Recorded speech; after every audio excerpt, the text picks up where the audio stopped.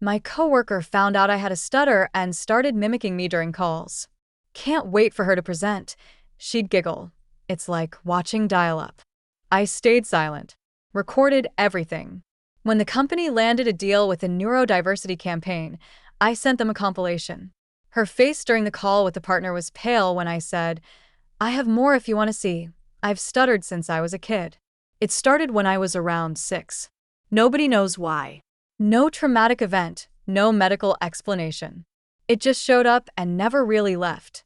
I've gone through all the phases: speech therapy, support groups, apps, breathing exercises, self-blame, silence. People don't really understand how much a stutter messes with your sense of control. How it's not just about words. It gets in your head. It makes you feel like you're less smart, less capable, less worth listening to." I'd learned to cope with it pretty well by the time I got into my late 20s. I don't hide from talking. I present. I do meetings.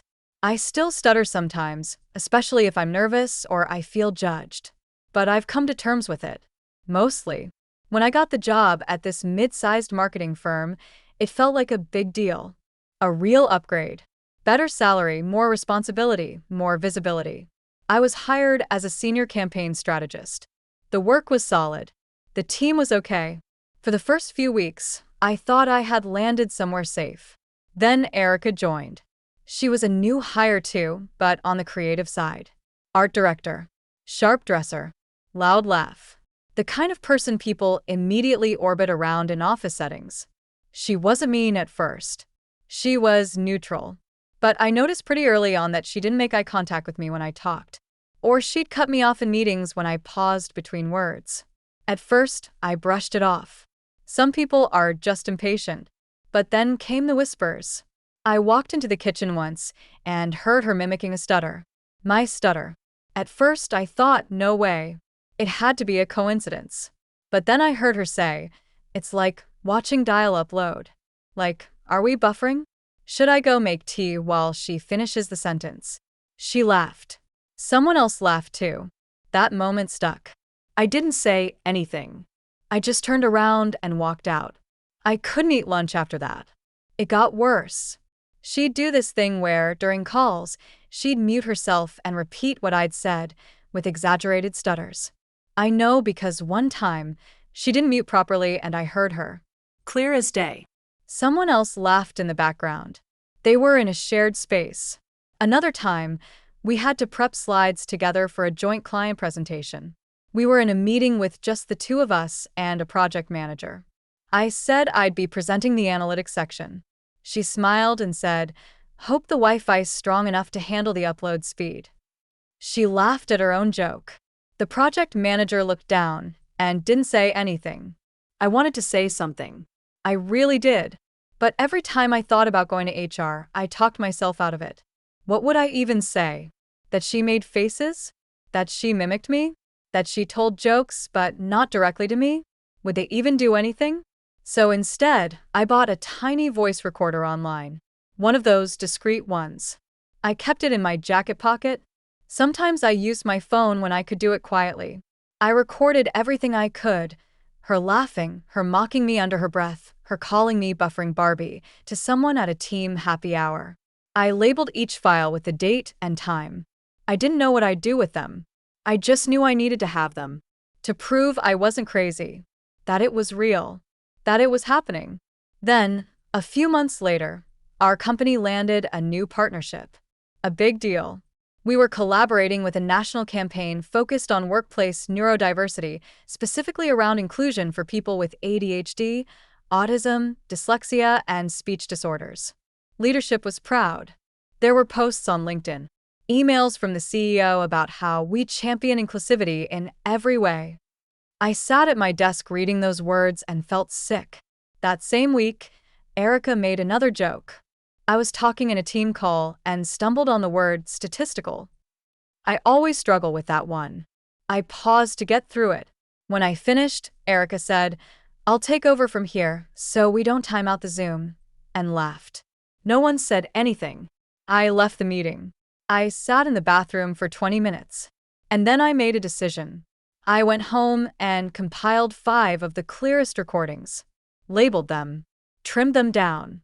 I wrote a short email to the Neurodiversity campaign's contact person listed on the press release. All I said was, "I'm an employee at the company. I thought you should hear these." I attached the folder and hit send. 2 weeks went by. No response. Erica was still herself. Still laughing, still mimicking, still confident. I kept going to work like nothing had changed. I kept recording. Then one morning, we all got a calendar invite for a cross-team alignment call with the campaign's reps and our internal PR team. That wasn't unusual. These things happen when partnerships go live. But when the call started, there were a few people I didn't expect. One senior exec from the campaign, 2 people from our legal team, and the head of our HR department. Erica was on the call too. The campaign rep started by saying, "We've received some concerns from within your team. We'd like to review a few things." And then they played the first audio clip. Erica's voice came out, laughing. Can't wait for her to present. It's like watching dial-up. Maybe we'll load by next Tuesday. Silence. Total silence. The next clip was worse.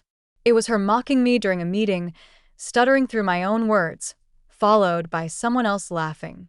Everyone was quiet. Erica didn't say anything. She looked frozen. Then the campaign rep said, "This kind of behavior is completely against the mission we're working to promote." I unmuted myself. My voice was calm. I just said, "I have more if you want to see them." Erica didn't say a word. She looked pale. The call ended shortly after. Later that day, we were told HR was launching a formal investigation. Erica was on leave pending internal review. No one has asked if it was me who sent the recordings. I haven't volunteered that info. But the silence around her desk is loud. After that call, the mood in the office shifted. People weren't laughing anymore. No casual chatter near the kitchen. No quick glances and smirks in meetings. Just silence, like everyone was walking on glass. Erica's desk sat empty for a few days, then her nameplate disappeared. No one asked where she went, not to her face, anyway. But I could feel it. Whispers behind me when I walked down the hall. Messages sent in Slack that stopped when I joined a channel. It didn't take long before I noticed how people looked at me differently. Like they were trying to figure out if I was the one who sent the files. A week after the call, my manager called me into a touch base. Said it was just a check-in. She asked how I was doing. I said I was fine. She paused and then said, "If you ever want to talk to someone in HR, you have the right to." I didn't respond. She didn't push. That same week, I found out that one of Erica's closest friends at work, this guy named Jared, who always laughed at her jokes, had gone to HR to give context. I wasn't told directly, but another coworker let it slip over lunch. Said Jared was saying it was all just humor and that people are too sensitive these days. I felt sick again. Like I was being painted as the problem for just existing. A few days later, my calendar pinged with an unexpected meeting. Just me, HR, and the department director. They said it was part of the investigation. They asked how I'd been treated since I started. They asked if I'd ever felt uncomfortable, if I ever wanted to report anything. I just looked at them and said, "It's all in the recordings." They nodded, took notes, said they appreciated my honesty. When I left the meeting room, Jared was standing by the elevator. He looked at me and shook his head. The next few weeks felt like a slow unraveling. Erica was still on leave, but her name was being scrubbed from documents. Projects she led were reassigned. Her headshot disappeared from the team page on the website.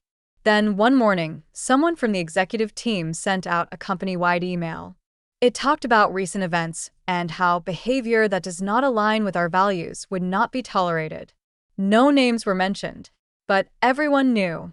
The partnership with the Neurodiversity campaign was still going strong. They released a joint video project and I was invited to contribute to it. I almost said no, but then I thought, why not?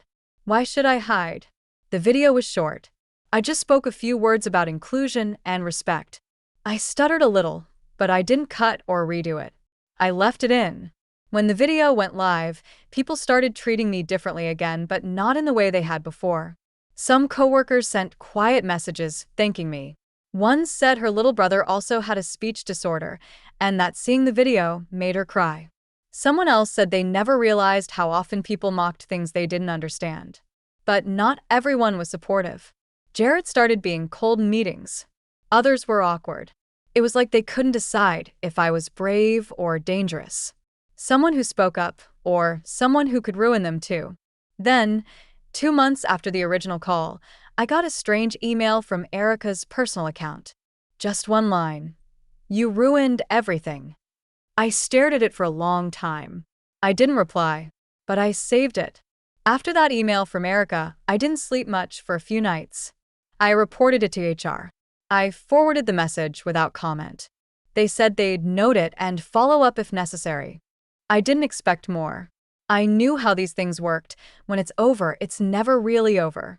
People don't always move on clean. Some come back, quietly from the edges. I didn't reply to her. I never planned to.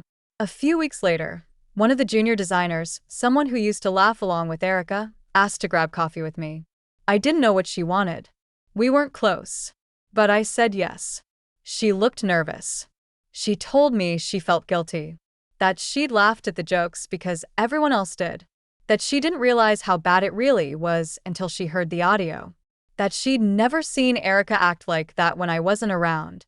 Then she said something else. "I think she's trying to come back.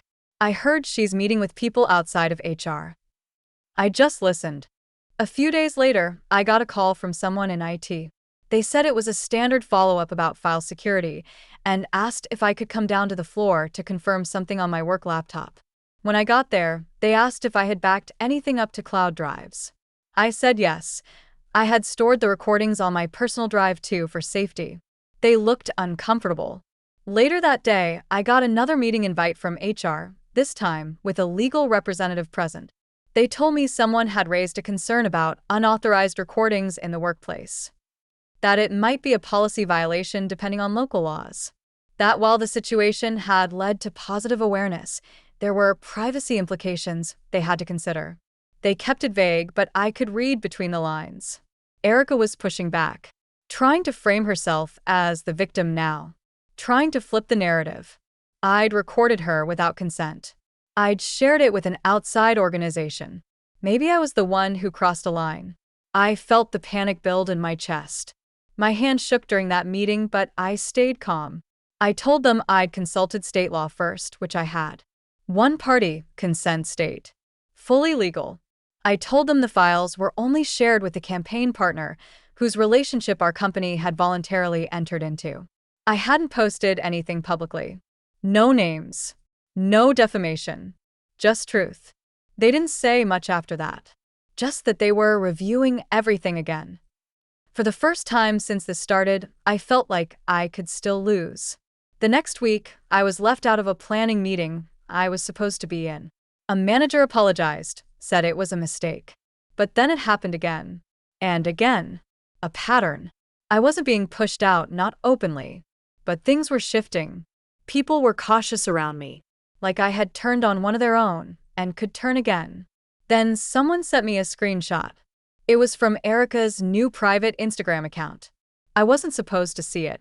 She had posted a blurry photo of our office hallway, captioned, "They can destroy your career with one lie. But karma circles back." I sent it to HR. They said the account was personal and didn't reference me directly. That unless I felt unsafe, it wasn't something they'd act on. I started documenting everything again. Every meeting I was cut from. Every project I was removed from without warning. Every weird Slack message that suddenly disappeared. I built a new folder because I had a feeling she wasn't finished. And the company? They were scared. Not of her, but of bad press, legal threats, losing face. That's when I realized I wasn't just fighting Erica anymore. I was fighting all of them. I stopped trusting anyone after that. Not HR. Not my manager. Not even the ones who'd messaged to say they supported me after the video went live. I kept every message now. I didn't delete anything. I didn't speak more than I had to. I showed up, I worked, I left. Weeks passed. The air in the office changed again. Lighter somehow. Like the whole thing had passed. No one brought up Erica. People smiled more in meetings. Someone even cracked a joke one day. A few laughed. I didn't. Then I got a call from a block number. I didn't answer the first time. They called again. I picked up. It was a woman from a private law firm. Erica's name came up almost right away. They were representing her. She had filed a formal complaint against the company and me. Said the recordings had been collected with malicious intent. That it caused her emotional distress. That it had made it impossible for her to return to a normal working environment. They were exploring defamation, even though her name was never used publicly. The voice on the phone was calm, cold. She said this wasn't a lawsuit. Not yet. But they were requesting access to internal documentation. My emails. My messages. Everything leading up to and following the incident. I felt everything drop out of me. I didn't sleep that night. The next day, I got a message from legal saying they were cooperating with the firm. They told me not to delete anything. They said they'd keep me updated on any new developments. Then silence again. For days. I started to wonder, what if she wins? What if they settle with her? What if I get thrown under the bus to keep the campaign happy and the company lawsuit-free? I wasn't part of the executive team. I wasn't important enough to protect. And then another twist. One of the interns, a quiet guy named Owen, came to my desk one day. He looked uncomfortable. Said he needed to tell me something. I told him to go through HR. He said, no, this was something else. Something he thought I should know. He had been in the print lab weeks earlier, fixing the large format printer. He saw Erica in there with Jared. He hadn't meant to eavesdrop, but he couldn't leave without walking past them. He said he heard Jared say, "You'll get her back. Just get the right people nervous. Scare him a little. She'll disappear." Then they laughed. He hadn't told anyone because he didn't want to get involved. But after the lawsuit stuff started floating around, he said it didn't feel right to stay quiet. I asked him to write it down. He did. I didn't push for more. I sent it to HR with a simple message. If you're collecting documentation, add this to the list. No reply. A week later, my computer was remotely locked for security maintenance. When it came back, one of the folders I had built, the second one, the one with the new files, was empty. I hadn't backed that one up. I didn't make the same mistake twice. Now I knew for sure someone inside was trying to clean up, or erase, or quietly shut this down before it went somewhere worse. The first time I recorded her, I did it to survive. But now I realized I'd have to finish this. All the way. After they wiped my folder, something in me broke. It wasn't anger. It was quiet. Cold. Like a light had gone out. I stopped waiting for someone to do the right thing. HR was protecting the company. Legal was protecting itself. And Erica, she was still circling, still pulling strings, still playing victim. They wanted me quiet. Careful. Grateful I hadn't been fired. They wanted to move on. So I didn't tell them what I still had. See, what no one knew, what not even I had planned for, was that I had synced my original files to a private backup app one used for freelance work. The folder Erica's lawyer and our legal team saw, it wasn't the real one. Just enough to be a warning. I had everything. And more. Video from Zoom meetings. Slack threads where Jared joked about captioning my buffering. A screen recording of Erica pretending to be me during a private team happy hour over Zoom, sputtering fake words and holding a spoon like a mic. But that wasn't the worst part. The worst was the email. It was one she never meant to send. Or maybe she didn't care. It was short, sent to Jared and two others on the team. The subject line said, "Shut her up." The body just said, "If we push back hard enough, she'll fold. She's not made for this." They thought they could break me. So I broke the silence instead. I compiled everything. Every file. Every clip. Every message. Every photo. I wrote a statement. Not dramatic. Not emotional. Just facts. Timeline. Names. Screenshots. Recordings. Citations of state law, internal policy, and contract obligations from the Neurodiversity Partnership. Then I sent it all. Not to HR. Not to the company. I sent it to the board. I found every email I could link to upper leadership, real decision makers, not middle managers. I copied the campaign partner. I copied their legal team. I copied journalists who had written about the company's progressive workplace values. And I hit send. What followed was quiet chaos. No one responded to me at first. Not directly. But within 48 hours, my calendar started filling up.